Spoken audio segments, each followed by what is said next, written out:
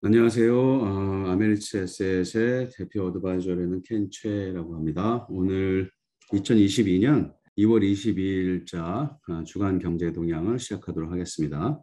매번 드리는 말씀이지만 저희들이 주간 경제 동향 시간에 나눠드리는 내용은 구체적인 투자 어드바이스가 아니라는 점 공지드립니다. 기본적인 팀은 뭐 대동소이한 부분들이 있긴 하지만 이번 주는 특별히 다들 뭐 아시겠지만 지금 러시아 유크레인 상황이 이제 긴장이 고조되는 그런 환경이고, 그래서 이제 그 부분이 시장에 영향을 좀 미치고 있고, 이번 주에 주요 국가의 중앙은행들 중에서는 뉴질랜드 중앙은행인 RBNG가 수요일에 미팅이 있어요. 그리고 이제 거의 마무리됐지만 이제 어닝 시즌 잠깐 짚고 중요한 데이터 관련해서 또 잠깐 말씀을 드리도록 하겠습니다.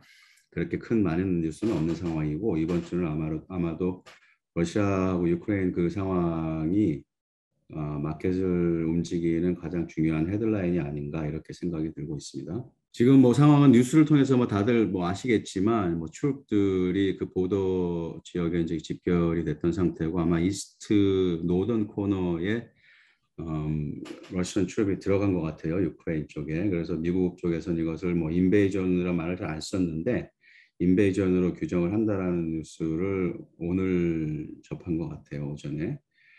그래서 아무튼 이쪽 상황이 조금 더 인텐시파이 되는 것 같고, 계속 헤드라인 뉴스들이 뭐 러시아 쪽하고 대화가 계속 지속이 될 수 있다, 대화하는 것에 대해서 오픈된 입장이다라는 뭐 이런 말이 나오면 또 좀 파지티브하게 마켓이 반응했다가, 또 every minute, every hour 뉴스에 따라서 지금 시장이 들쭉날쭉하는 것 같습니다.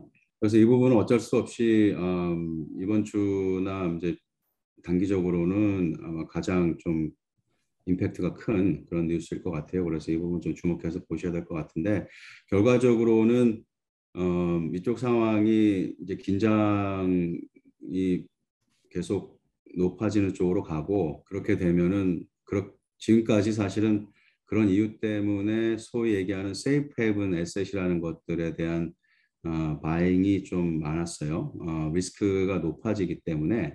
그 얘기는 뭐 증시 같은 경우는 아마 네기티브한 영향을 받을 수 있을 테고, 그래서 좀 안전 대체 자산으로 스위스 프랑크나 뭐 재패니즈 yen, 그리고 채권 등에 대한 그 바잉 플로우가 좀 생기는 거고, 달러에 대한 수요도 높아지고 있는 거고, 이제 그런 환경이라고 보실 수 있을 것 같습니다. 그래서 최근에 이제 달러가 약세로 돌아섰다가 지금 이 러시아 유크레인 상황 때문에 또 이제 강세를 보이고 있는 그런 환경이 있고, 이게 어떻게 리solve 되냐에 따라서 이런 세이프 헤븐 에셋에 대한 디맨드도 이제 달라질 수 있을 것 같습니다. 그리고 기름값도 당연히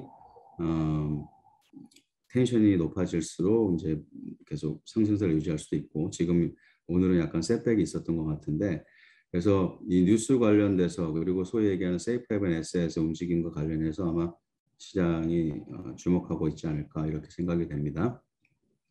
뭐 한 가지 buy the rumor, sell the fact라는 뭐 오래된 투자 쪽의 경고가 있는데, 뭐 쉽게 얘기하면은 이런 위기가 있다라는 상황이 계속 나오면서 그거에 대응하기 위한 에셋 구매가 늘어나고, 실제로 어떤 우리가 우려했던 상황이 발생하면 이제 그동안 샀던 세이프 헤븐 에셋들을 팔아버릴 수 있는, 오히려 상황이 발생했을 때 바잉이 아니고 상황이 발생하기 전에 바잉이 이루어졌다가 상황이 발생하면 팔 수도 있는 그런 가능성도 있기 때문에, 이 부분도 사실은 좀 주의하셔서 이제 투자를 하는 게 좋다, 뭐 이렇게 말씀을 드릴 수 있겠습니다. 구체적인 투자 어드바이스가 아니라는 점은 방금 공지를 해드린 바, 그냥 참고 이런 것들을 좀 생각하셔야 된다는 차원에서 참고하시면 좋을 것 같습니다. 이번 주 수요일 날 RBNG 뉴질랜드 중앙은행 미팅은 지난 11월에 미팅에서 사실은 두 번 연속 그전 미팅까지 해서 이미 이자를 0.75%로 올린 바 있어요. 그래서 상대적으로 다른 중앙은행들에 비해서 좀 가장 허키시한 중앙은행이었는데 최근에 뉴질랜드의 실업률이나 그리고 고용 비용이나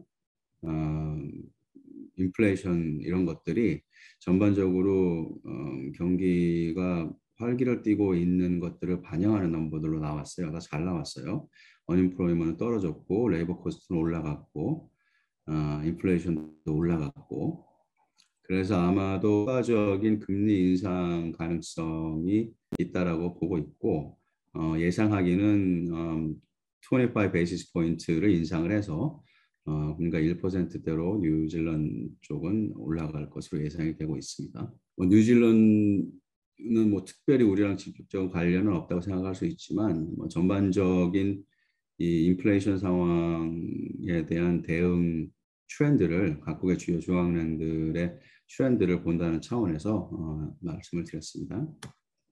어닝 시즌은 이제 거의 이제 끝났다고 볼 수 있는데 아직 뭐 몇 개 좀 남아 있겠죠. 특히 이제 영국계 은행이나 자동차 기업들의 어닝이 이번 주에 스케줄이 되어 있습니다. 이번 주는 사실은 내용이 그 러시아 우크라이나 상황 이외에 그게 이제 가장 큰 화두이기 때문에 다른 뉴스들은 특별히 더 나눌 것은 없고요. 이번 주에 글로벌 PMI 넘버들, 각국의 PMI 넘버들이 프리리미너리 넘버긴 하지만 나올 예정이고, 이제 특별히 중요한 데이터는 이제 금요일 날 코어 PC 넘버가 나오거든요. 코어 PC 넘버는 저희들이 주간 경제 동향에서 여러 번 뭐 나눈 부분이지만 일반적인 CPI보다 좀 더 광범위한 전반적인 경제 섹터들을 다 커버하는 그런 물가 변동 추이를 확인하는 그런 지수다라고 보실 수가 있고 이 코어 PC를 그래서 연준 같은 경우는 인플레이션을 매저하고 그것에 따른 금리 정책을 판단을 할 때 코어 PC 넘버를 주로 반영을 한다라는 점들을 여러 번 말씀드린 것 같아요. 그래서 중요한 넘버고 금요일 날 나올 예정입니다. 그래서 이 코어 PC 넘버가 나오고 나서 어떻게 나오냐에 따라서 마치에 어그레시브하게 레일 하이 있을 것이다라는 어떤 기대감을 높일 수도 있는 부분이죠. 25 베이시스 포인트가 아니라 그냥 일시에 단번에 마치 미팅에서 50 베이시스 포인트를 올릴 수도 있고 이런 가능성이 있고 그것을 뒷받침하는 데이터가 될 수 있기 때문에 중요한 데이터다 이렇게 볼 수 있겠습니다. 그래서 금요일 날 코어 PC 넘버를 주목을 하시면 좋을 것 같습니다. 이번 주 경제 동향 내용은 이 정도로 마치도록 하겠습니다. 감사합니다.